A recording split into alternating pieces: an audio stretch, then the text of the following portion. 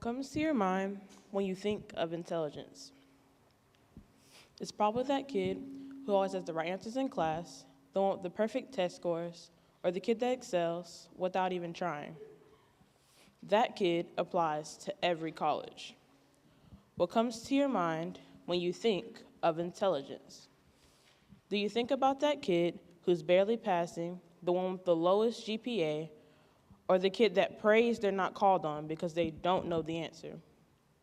Can anyone relate to that kid that hated to be called on during class? There are kids who don't ask for help or even think about college because it got in their head that they're stupid, mainly because the people around them made them believe that. A false narrative.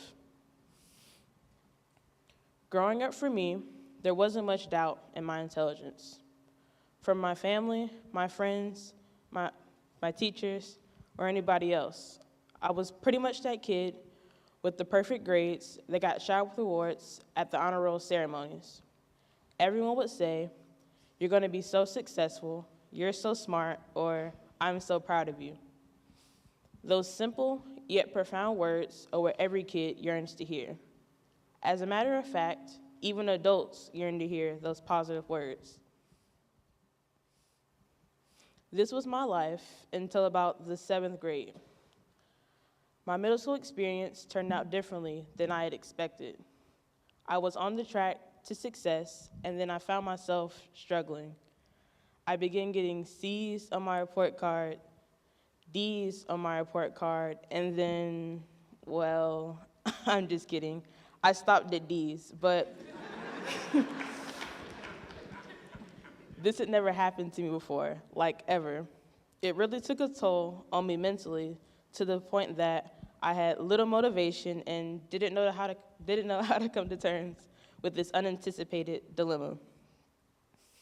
There was no longer any praise from anybody. Everyone now said, "You can't be successful with D's. If you're so smart, then why do you have C's?" Or, "I'll be proud again when you're getting A's." Eventually, my guidance counselor sits down with me and strongly encouraged me to drop out of the magnet program and take lower level classes. Oh my God, I thought, this can't be happening. That was the first time that I had ever questioned my intelligence. Those 6 years of hard work for affirmation and validation had all vanished in just 1 year. It's like everyone, including myself, had forgot the smart version of me. But I was still the same Dominique. Why did I allow those grades to define me? A 7th grader who was just trying to adapt to her new environment and maintain her grades. The next question I asked myself was, what is the definition of human intelligence? It's defined as the ability to adapt to new situations, to understand and handle challenges, and to use what we have around us to get through life. On the surface, this seems like an acceptable definition, right? Well, it is, but it's pretty simplistic and narrow-minded. There's more than one definition. There's a theory that I believe truly defines intelligence, and that's the theory of intelligence, which I'll come back to later. Parents, I want you to imagine your 2 children coming home and presenting you with their report cards. And before you get a chance to read the paper, the first child says, "Well, my grades aren't too bad. I got a 98, a 98, a 97, a 96, a 95, and an 83. Before you say anything, I already talked to the teacher. She said there's nothing I can do about it. I even offered to wash her car." Oh my God, you must be so disappointed. Now imagine your second child coming home. They practically run you over because they're so overjoyed. Guess what they say? "I got all D's and a C. You must be so proud of me." That's 1 less D than last time.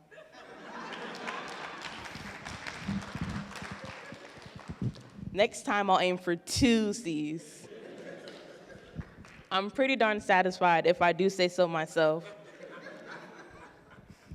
This is the best one yet. You've got to put it on the fridge. Obviously, I was being facetious. There aren't many kids I know who would complain about the A's they've earned, or too many kids that would rush home to gloat about their D average. The scenarios were backwards, like the basic definition of intelligence. Something I can explain how to change by coming back to the theory of intelligence, which is coined by Howard Gardner, a Harvard psychologist. He takes the basic ideal of intelligence and divides it into 8 types. And within the parameters of this theory, everyone can find their place, so there's no exclusion. They can also even overlap in some. Although there are 8, I'd like to focus on one today, and that's linguistic intelligence. People characterized in linguistic intelligence share 4 common traits.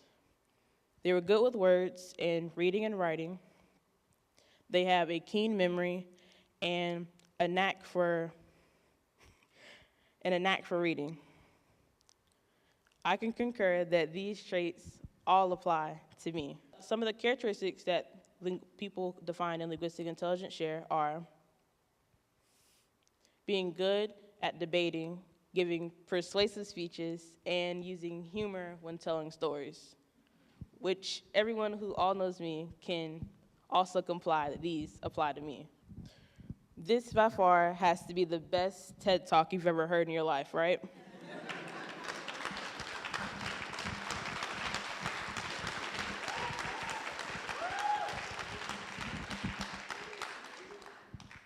Obviously. But don't worry, I'm almost done. There are 3 things I want you to walk away with today when you leave. 1, erase the false narratives. Intelligence isn't just defined in one way. It comes in many different packages. 2, encouragement can bridge the gap between the A+ and the D+ students. And lastly, stay motivated. My name is Dominique Carter, and I am intelligent, and so are you. Thank you.